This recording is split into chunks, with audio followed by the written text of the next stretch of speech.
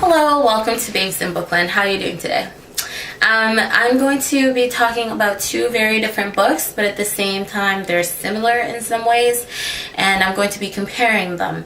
The first is The Hunger Games by Suzanne Collins, published in 2008 by Scholastic Canada, and the second is a debut novel by Moira Young, published in 2011 by Doubleday Canada. I think I said published by Scholastic for this one. I hope so. Let's just start with this one first. So this is set in a world in which the government is very cruel and hosts a series of games once every year. The games are called the Hunger Games, and it forces each of the 12 districts to give away two contenders, a male and a female, between the ages of 12 and 18 to fight against other of the contenders from the other districts, fight against each other, and it's a battle to the death in which there can only be one survivor, and it's just a way for the cruel government to assert its power and quell any rebellions. Whenever Katniss's younger sister Primrose is chosen as the contender within these games, Katniss now volunteers to take her sister's place. So it's a story about love, about courage, about determination, and about, fighting against all odds. It's very awesome. Katniss is a great protagonist, and I would suggest, if you haven't already seen it, watch it, because the movie's coming out in March 23rd. And the movie looks amazing. So basically, Katniss's choice of weapon is a bow and arrow, similar to Saba's choice of weapon in Blood Red Road. This story, similarly, is set in a really crazy world. Saba lives in this area called Silver Lake, in which it's a completely barren land. It's bleak. There are no other life forms except for the human beings that are living there. And it's sort of depressing. Saba lives with her dad, her younger sister, and her twin brother. The way she loves her twin brother is a little bit perverse and kind of sexualized. She talks about him in words that, aren't... I don't know, it's just weird. She describes him as her golden heart. At some point, she believes that he is the light and she is the shadow. He is like everything to her, and in a sense, not his fault, but he's kind of the reason. Her relationship with him is kind of the reason she has this really terrible and broken sense of self, and she really doesn't think that she's anything, but she's fine with that as long as she has her brother still in her life. So when one terrible afternoon her brother is kidnapped by these hooded men on horses and her father is murdered, Saba is now thrust into this crazy, chaotic situation in which she has to play both the parent to her younger sister and the sister who's like on this epic journey to find and destroy the evil people that stole her brother. In both stories, we've got a female protagonist that is very powerful, that both use the bow and arrow, that are hunters pretty much, and that find their way to get, to defeat all odds. In both stories, Saba and Katniss have lost their parents.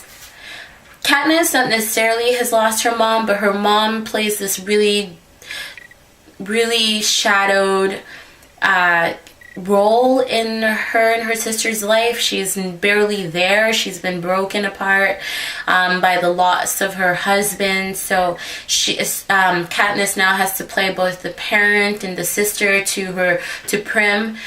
Similarly, in Blood Red Road, Saba has lost both parents, and she's got this huge role of playing both the sister and the parent to her younger sister as well. Although her younger sister, I keep calling her younger sister because I can't actually remember her name, but she has a more prevalent role in Blood Red Road. Katniss's younger sister Prim is barely seen in this book. They're both amazing characters. They're both really great, but you know, they're also, I mean, the characters are actually very, very, very similar, but the situations are different. So in the Hunger Games, it is foreshadowed from beginning that Katniss is going to, you know, fight within these games. So we're kind of expectant of that the whole way through. The first half is world building. We get to see like how this world has come to be. We get to see the characters within this world. We get to see how everybody in this society is sort of engrossed in vanity and is just corrupted. And we get to see really how power is just unequal and not leveled out, and the people with the power are the very rich society and very corrupt society, while the poor are living in just terrible situations. And yeah, I loved the Hunger Games. Everything about it was awesome. Because it was foreshadowed from beginning, we are expectant of what's going to happen, and it's a succinct plot, I found. Whereas this one, there is no, I didn't catch any. Maybe there is. Actually, if you did catch some foreshadowing, write it in a comment. But I found that there really wasn't any foreshadowing. It was kind of this journey that Saba goes through, and it's just, it's so epic. Like, literally, the stuff that happens to her is just unbelievable. But what makes this such a great and unique story is also quite a hindrance to it, because it is just one huge journey and we don't really have a sense of direction for what's happening, and everything just sort of happens randomly. And you know, 1 second you're here and the next second you're over there, and you're like, what? And literally the first half of the book is quite different from the second half. But because it is so drastically intense and fast-paced, I found the writing to be a little bit choppy at some times, and that is, I find, the only critique I have for the book. The writing could have been a little bit more succinct, the plot more succinct, making the story a lot more better. But it was such a good book. It's really hard for me to actually tell you what I'm telling you right now and criticize it. The only reason I picked up the Hunger Games was because it was compared to Blood Red Road.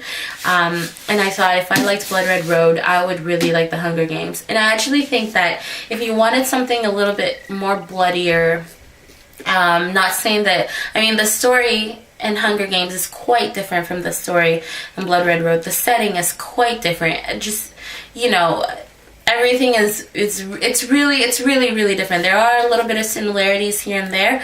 There are actually some similar scenes as well, but overall the story is quite different.